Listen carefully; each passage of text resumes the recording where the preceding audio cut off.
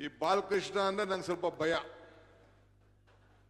ಬರೀ ಅರ್ಜಿ ಹಿಡ್ಕೊಂಡು ಬರ್ಸ್ತಾ ಇರೋದು.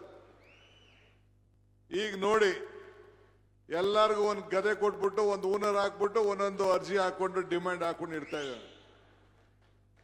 ನಿಮ್ಗೋಸ್ಕರ ಒಂದು ದೊಡ್ಡ ಹೋರಾಟ.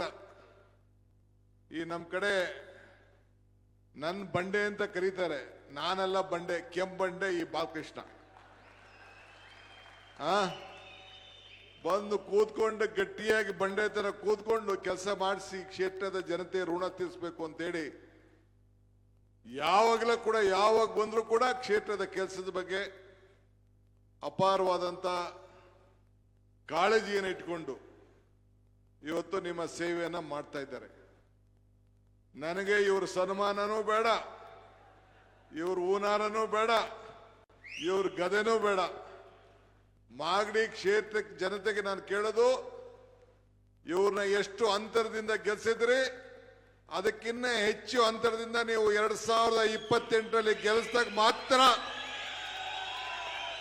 ಈ ಗದೆಗೆ, ಈ ಸನ್ಮಾನಕ್ಕೆ, ಅದೇ ನನ್ನ ಸನ್ಮಾನ ಅಂತ ಹೇಳಲಿಕ್ಕೆ ನಾನು ಬಯಸ್ತಾ ಇದ್ದೇನೆ. ಈ ಬಾಲಕೃಷ್ಣ ಅಂದ್ರೆ ನಂಗೆ ಸ್ವಲ್ಪ ಭಯ.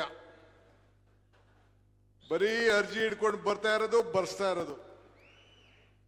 ಈಗ ನೋಡಿ, ಎಲ್ಲರಿಗೂ ಒಂದು ಗದೆ ಕೊಟ್ಬಿಟ್ಟು ಒಂದು ಊನರ್ ಹಾಕ್ಬಿಟ್ಟು ಒಂದೊಂದು ಅರ್ಜಿ ಹಾಕೊಂಡು ಡಿಮ್ಯಾಂಡ್ ಹಾಕೊಂಡು ಇಡ್ತಾ ಇದ್ದಾರೆ.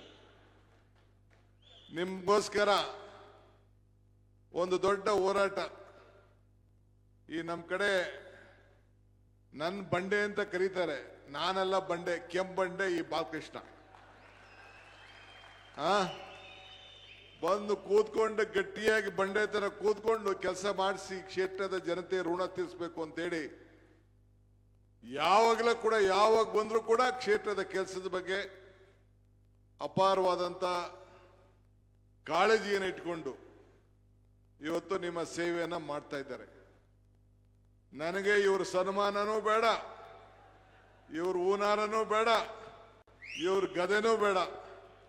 ಮಾಗಡಿ ಕ್ಷೇತ್ರ ಜನತೆಗೆ ನಾನು ಕೇಳೋದು, ಇವ್ರನ್ನ ಎಷ್ಟು ಅಂತರದಿಂದ ಗೆಲ್ಸಿದ್ರಿ, ಅದಕ್ಕಿನ್ನ ಹೆಚ್ಚು ಅಂತರದಿಂದ ನೀವು 2028ರಲ್ಲಿ ಗೆಲ್ಲಿಸಿದಾಗ ಮಾತ್ರ ಈ ಗದೆಗೆ, ಈ ಸನ್ಮಾನಕ್ಕೆ, ಅದೇ ನನ್ನ ಸನ್ಮಾನ ಅಂತ ಹೇಳಲಿಕ್ಕೆ ನಾನು ಬಯಸ್ತಾ ಇದ್ದೇನೆ.